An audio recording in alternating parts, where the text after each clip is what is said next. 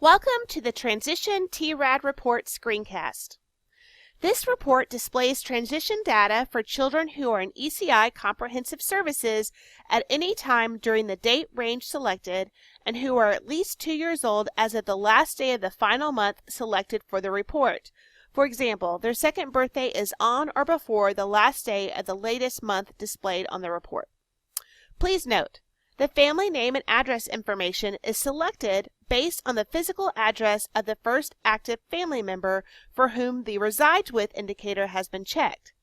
If information exists for more than one family member meeting these criteria, the member is selected based on a hierarchy of relatives, starting with mother, father, grandmother, grandfather, etc.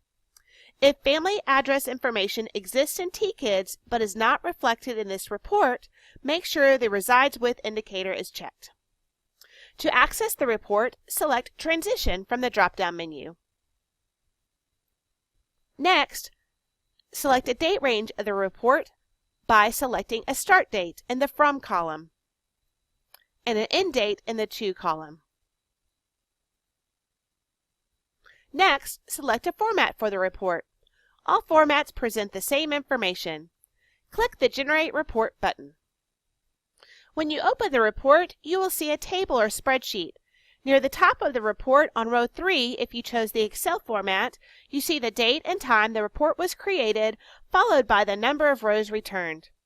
This spreadsheet has 34 columns.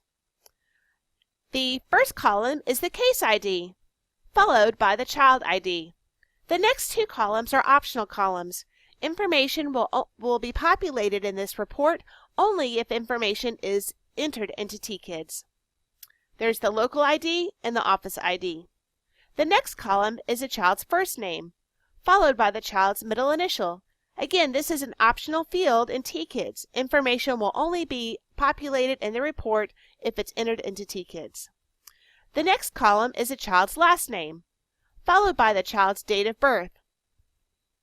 The next column is a 90-day due date for all of the transition activities: developing the steps and services in the child's IFSP, making a determination if the child is potentially eligible for Part B services, sending the notification to the LEA for Part B services, and having the conference with the LEA for Part B services. The next column is the child's school district, followed by the child's enrolled date in ECI.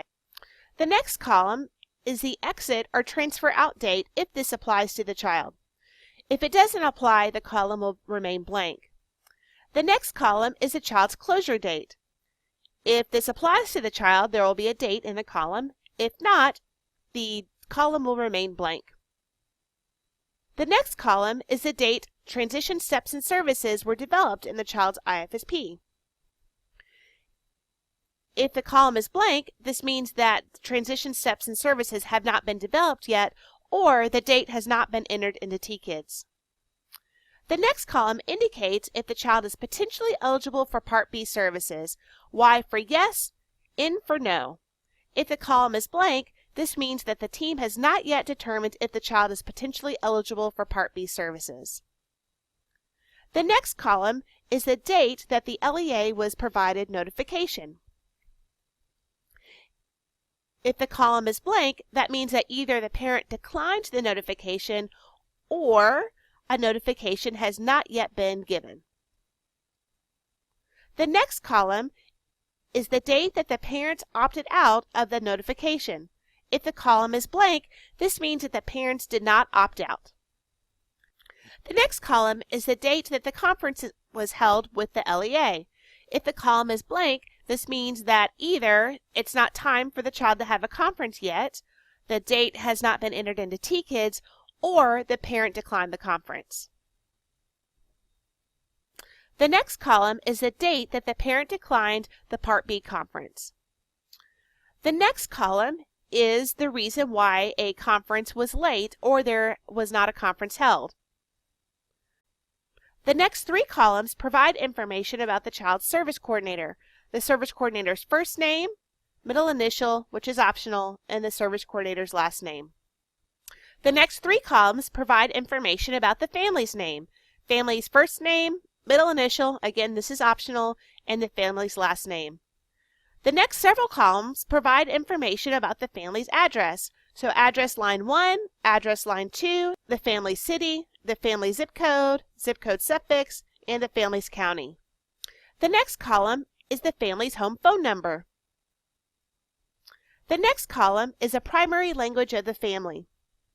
And the final column is the exit reason for the child, if this applies.